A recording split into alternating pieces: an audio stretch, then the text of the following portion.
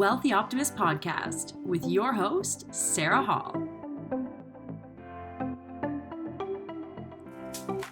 Hi everybody, Sarah Hall here, the Wealthy Optimist, and in today's episode, we're going to be talking about how you can regain your confidence after a breakup.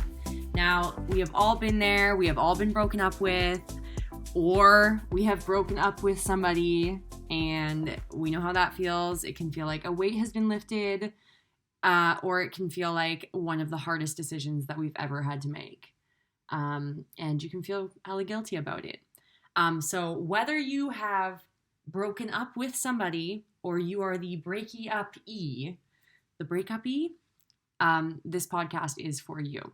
We're going to dive into the nitty-gritty, how you can get through it and come out better for it, because I'm going to tell you something, not every person is your person.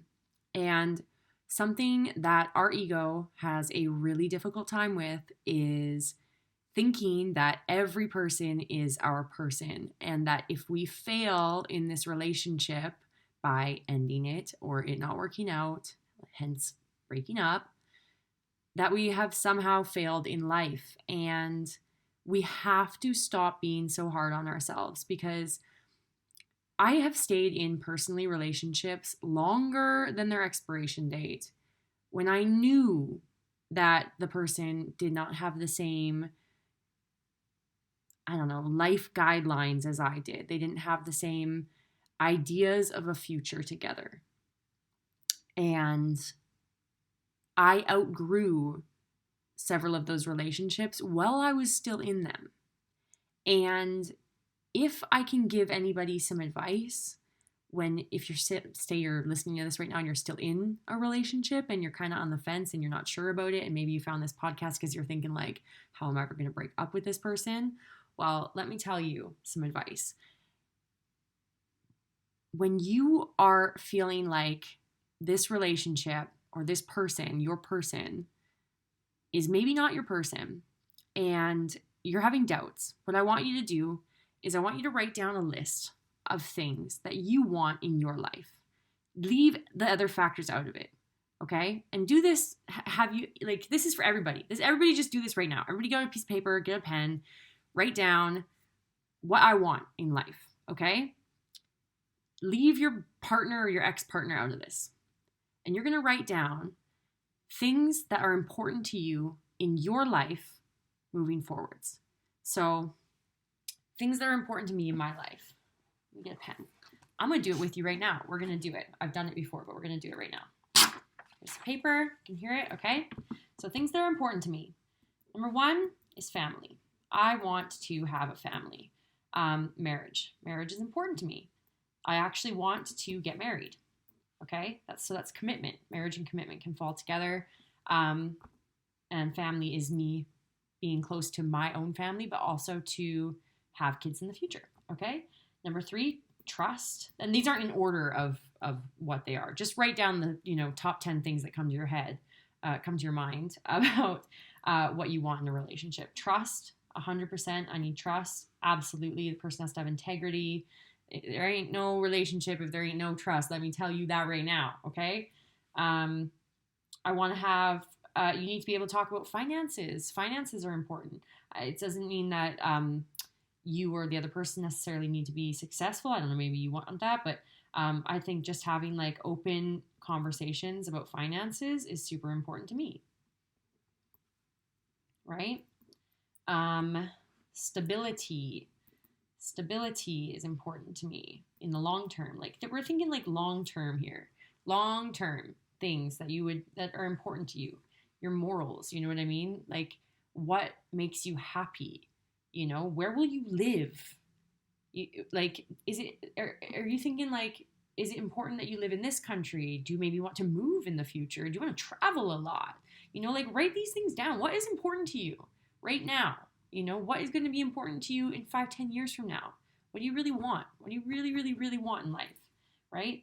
So I would want somebody that I currently live in the UK, right? So I would want somebody that would be able to move back to Canada with me at some point, because let's face it, I'm from Vancouver, and Vancouver's freaking awesome. And I might end up moving to LA at some point. And I would want somebody that is flexible and able to move with me. That's important to me. Travel is important to me as well. I want happiness. Happiness is key. Super, super important to me. Not everybody's going to be happy all the time because we're not perfect. Nobody's perfect, but happiness is super important. And I want long-term fulfillment. I want to feel fulfilled in things that I'm doing. Again, this is about myself. I'm not looking to my partner to make me happy. I'm not looking to my partner to make me feel fulfilled, right? I'm not looking to them to pay for my travel. Although that'd be nice, but, just saying.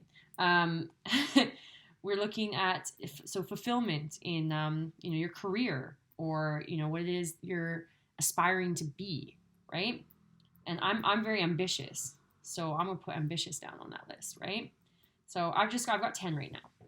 So this list, now you can scrutinize it over. It's going to take a hell of a lot more than 4 minutes that we just did to actually go through it and find out and narrow down, because some things that'll pop up are stupid. Maybe you'll have written down a house or a car or something, and you'll realize later on that material things can come much later on in a relationship, but that's why I write finances, like talks about finances and financial future and how that would look in a relationship, because long term, that's what's really important. It's not, does my partner want to buy a house next week? Do they have money? Are they successful? It could be like a talk about finances and that they're willing and able to start saving for these things. And you just have these open conversations with them. So family, that should be like, if you're somebody that wants to have kids or doesn't want to have kids or wants to get married or doesn't want to get married, these two things need to be like up at the top of your list, whether it's either way. Because for me, it's yes, I 100% want at least one kid, one little girl. And I'll take a boy if it comes out first, because then I'm going to try again. But family is important to me, because if I were to be dating somebody and they were to turn around and tell me, I don't want kids, well, we should end the relationship. No, yes, we should. You definitely should. You shouldn't stay with somebody that doesn't want kids because they're telling you what they want. And I'm sure they've thought about it a lot, just as you should be thinking about what it is you want. And this is about finding out what you want so that you can be happy, you can find the right partner, and you can get over the breakups with the people that weren't really your people, right? And this little exercise helps you figure out who your people really are, because the person that you just broken up with, there was a reason that you broke up with them. It was because they are not your person. So did they, so family, right? Marriage. If you're a person that wants to get married, that's fantastic. If you're a person that doesn't want to get married, that's fantastic too, but it should be on there so that when somebody asks you, do you want to get married? You can say, knowing in your heart, yes or no. And you can ask them. And if they say, no, I never want to get married, and you really want that, then you can say, okay, well, this probably isn't going to work out then unless you're going to magically change your mind. And red flag, warning, people don't change their minds, okay, about things that are this important to them. It's like the trust thing. Another thing on my list is trust and integrity. If somebody breaks your trust, the likelihood of them breaking your trust again, like betrayals, is very high. So if you're in a relationship currently with somebody, or the person you just broke up with, there was trust issues there, maybe underline that trust issues thing, highlight that, put stars around it. Like, it's super important that the next person that you're in a relationship with, you establish from the get-go that there needs to be trust. And the second that they break that trust, they're gone. Because we are having high standards moving forwards in relationships, okay? You're listening to this, you're a wealthy optimist. That is somebody that is ambitious and strong and optimistic and positive and working on themselves and their goals all the time, and is not putting up with crap from other people, and is not taking breadcrumbs. You're not looking and hoping for people to change, because they're not going to, okay? Sometimes people change, but that's like a whole other story, okay? And we're not talking about that. We're talking about like the real life that people don't change thing. That's real. Yeah, so you've got your little list. This is a fun exercise I actually do with my clients, but we go way more into depth with it. But I want you just to do that as some little homework, just as a side piece for the top of this podcast, because it's so important to establish that. And when you're going through a breakup and you're thinking like, oh God, I'm so upset with myself. Like, I dated this person for, I don't know, I'll use an example of mine, 4 years, and I can't believe I wasted all this time with them. That is like a reoccurring phrase with that I use myself, or so many clients of mine use the term like wasted time. I'm going to cut you off right there, okay? The time that you spent with somebody that you loved and you cared about was not wasted. It was not wasted. And there were important moments in that relationship that helped you grow and develop as a person. And I'm sure that it helped them grow and develop as a person as well, too. And that person that you were with for 3, 4 years, 6 months, 10 years, they were in your life for a reason. And they helped you through some tough times. Maybe they caused some tough times, all the more better reason for them not to be your current boyfriend, girlfriend, whatever. But they were there for a purpose. And now the way to look at it in a breakup, when you've made the decision to leave somebody, or maybe they made that decision for you and they broke up with you, you've got to realize that now there's an opportunity for your real person to come into your life, for you to reestablish what it is that you want, for you to think about what it is that you need in a relationship, what's healthy for you, what maybe was lacking in your ex-partner that you saw and didn't see, the things that you really wanted out of them but didn't get. And some of those things are going to be on that list that you've just written. And you'll be able to go back through this list after you kind of finalize it, finesse it a bit more, and see what's on there that's really important to you.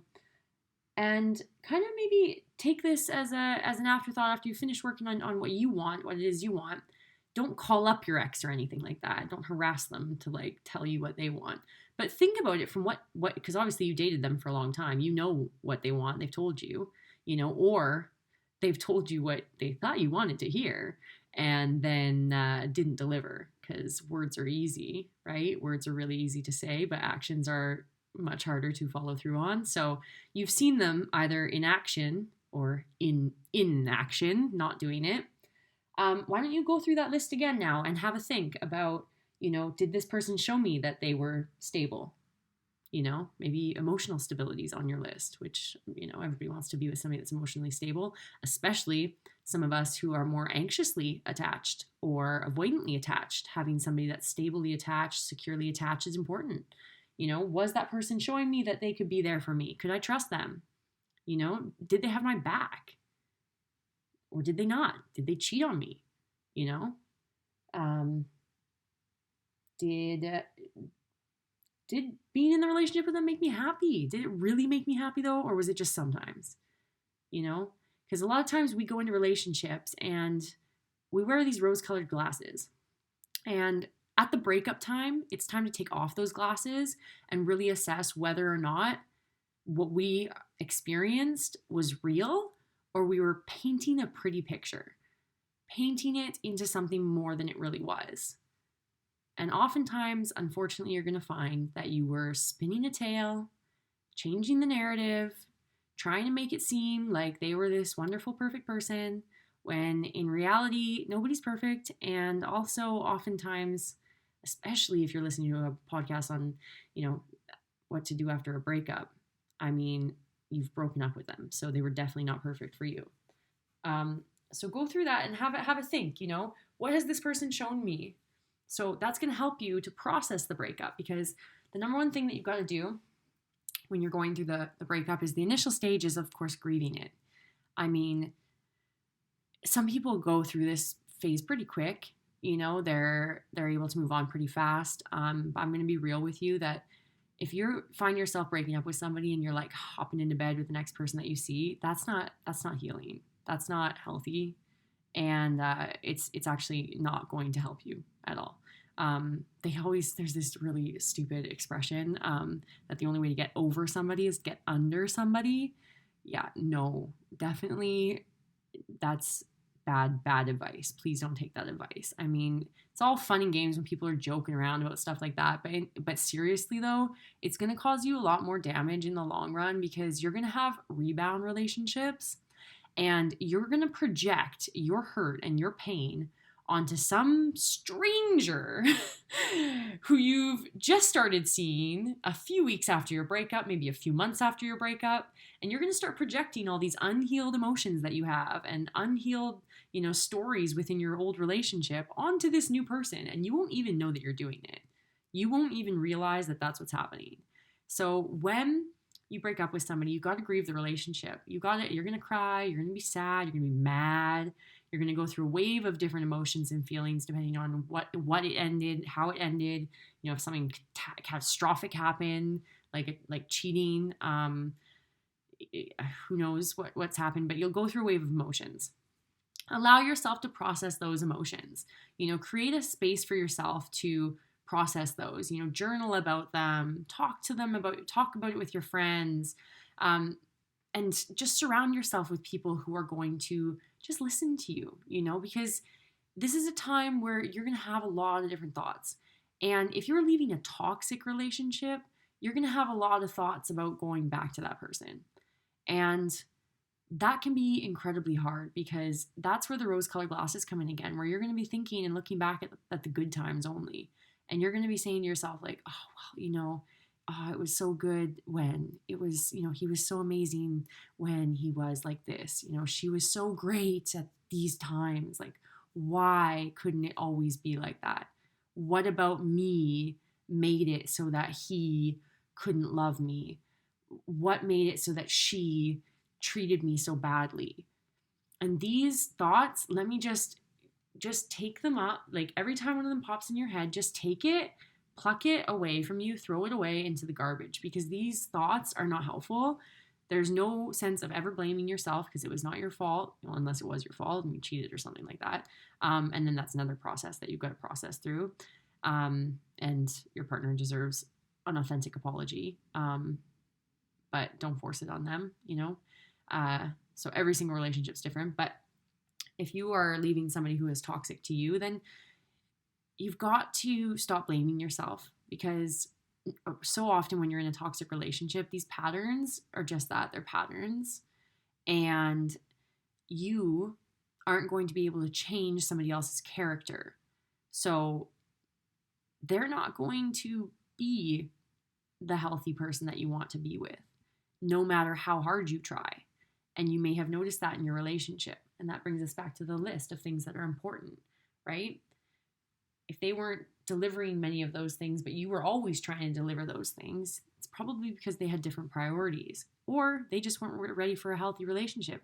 Or oftentimes with people who are like emotionally abusive, they don't want a healthy relationship. They want to torment you because they get their, they get their giddies from that.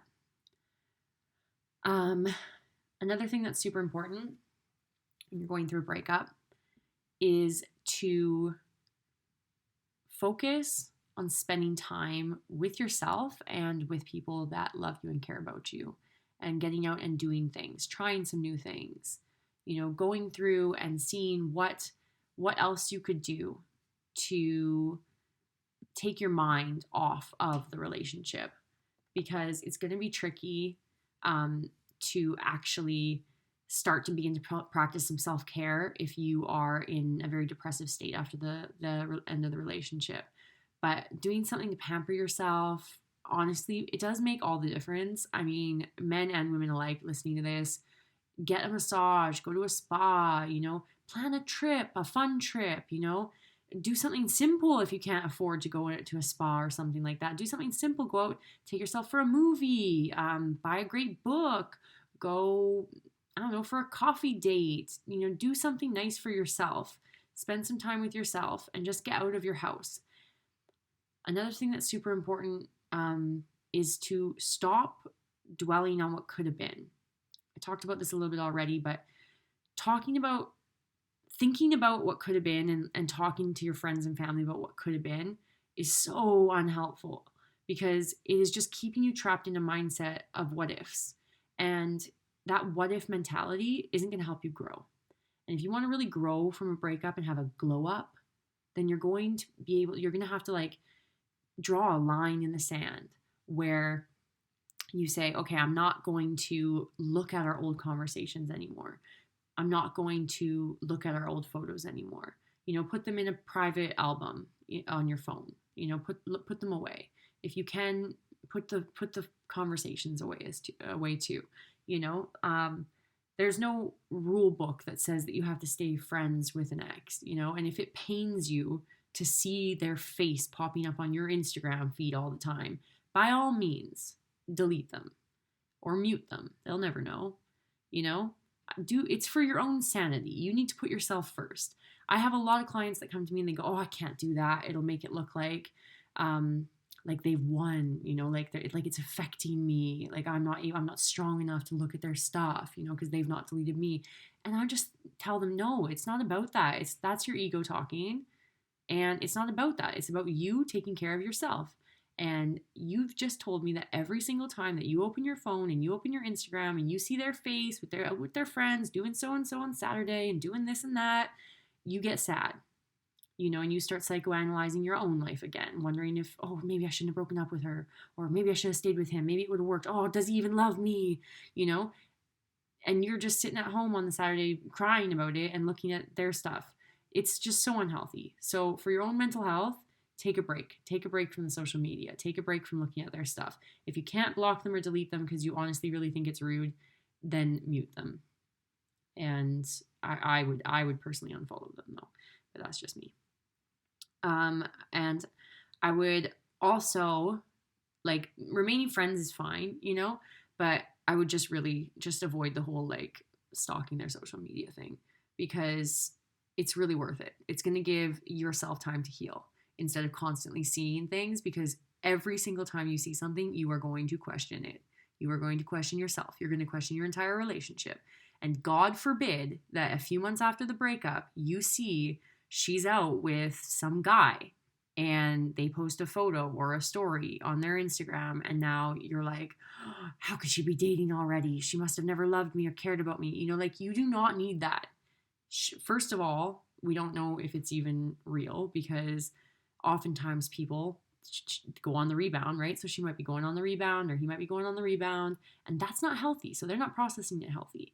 You, however, are going to process it healthy. You are not going to go on a rebound. You're not going to jump into a new relationship straight away. You're going to process, you're going to heal, you're going to grow, you're going to find out who you truly are, you're going to learn your truth, you're going to find out what you really want in a relationship moving forwards, and you're not going to look at their crap online because it's not helpful, okay?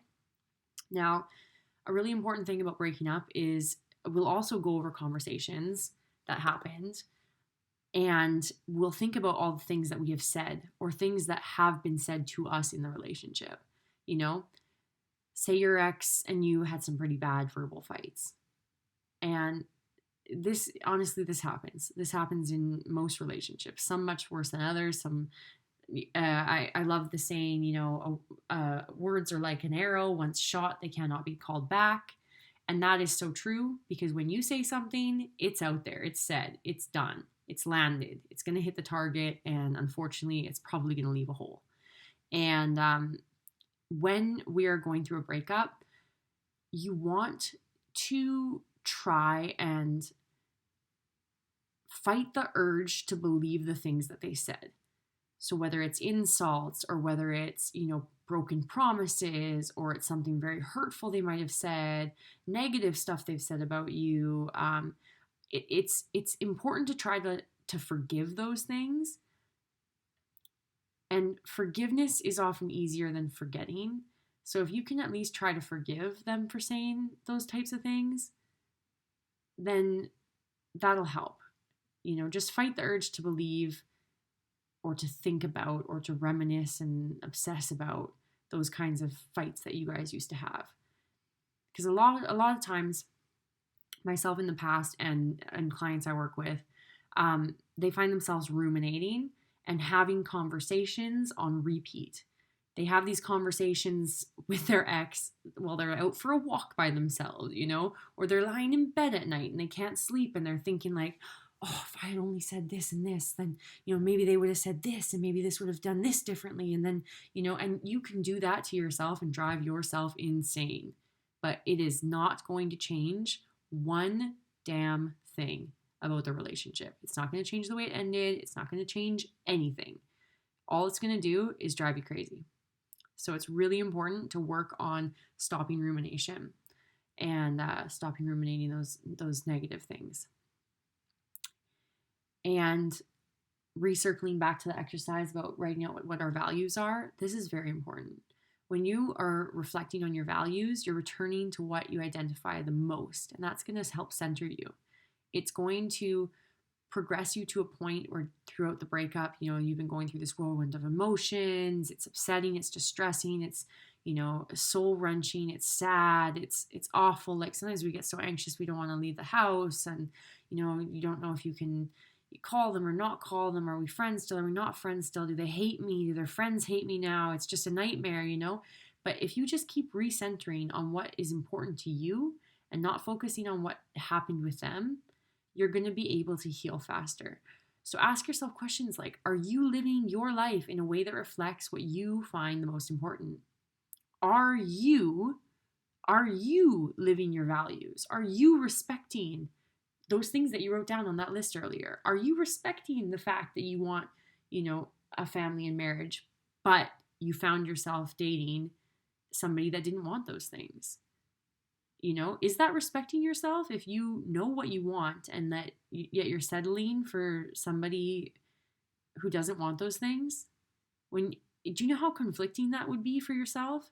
It'll cause long-term cognitive dissonance because you're fighting an internal battle with what you really want, but also fighting for the love that you have for somebody else and the love that you want from that person. So you're conceding all the time, conceding to what they want, conceding to their needs, and you're putting yourself on the back burner. And we're not doing that anymore. You're not putting yourself on the back burner anymore. You're not conceding. You are stepping up. You are going to take these steps and you are going to come out of it and feel better for it. There are healthy, productive ways to take these emotions that you're feeling and rebuild that sense of worth within yourself. And sometimes, a final step could be talking to somebody who knows about relationships, who knows about what you're going through. So talking to somebody who's doing counseling, CBT therapy, those are things I do myself. I work with a lot of different clients, and if that's something you're interested in, you can email me at thewealthyoptimist.com. And I'm happy to get in touch. There's always a link in the description box below. And you can, or find somebody local that works for you. But talking to somebody with experience can be really great to help go through exercises that are going to help you process the breakup, help you figure out where things went wrong, help you figure out why things went wrong, and help you see that there is actually somebody better out there for you who's better suited to you in a long-term committed relationship. So it's a lot to process there. There's a lot of different self-esteem work that we can do. And just know that no matter how bad you're feeling about yourself after a breakup, and we've all been there, I promise you, we've all been there. We've all felt like this is the end. It's the end. How could they leave me? Oh my God, why did I stay with him so long? Even if you're the one doing the breaking up, which I've unfortunately had to do many times, I still was devastated thinking like, oh, am I making the right decision? What if they really are the one? What if, in a month from now they change and they become everything I ever wanted them to be? Like, no. Stop yourself, okay? Stop yourself from falling down that hole. And use these suggestions and stuff that I've talked about to help you to feel better and to help you start rebuilding that self-esteem when your relationship is over. Because getting back to feeling like yourself again is what's really, really going to help you attract the right person in the future down the line. I also find that journaling. I also find that journaling is really valuable. I mean, I have filled up hundreds of journals in my life, and that is something that always helps me. That and talking to a friend on the phone and therapy. Lots of therapy. Those things honestly help you process things because you'll end up writing down or talking about things that you didn't even think about. You'll open some can of worms, and next thing you know, I'll dive into stuff with clients talking about like different abandonment issues they might have had, which led them to keep picking the wrong partners. Like, you'll be able to open up and see not what's wrong with you, but what you can change about your own behaviors and your own patterns to actually start picking people that are better suited to you. And that's what's so important. All right.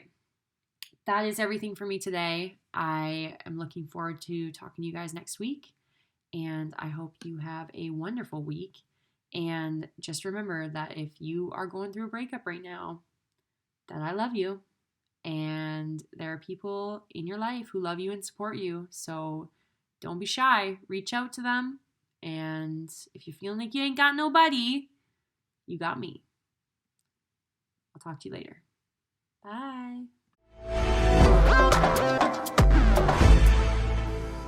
Thank you for watching the Wealthy Optimist podcast. Be sure you always catch the next episode by subscribing today.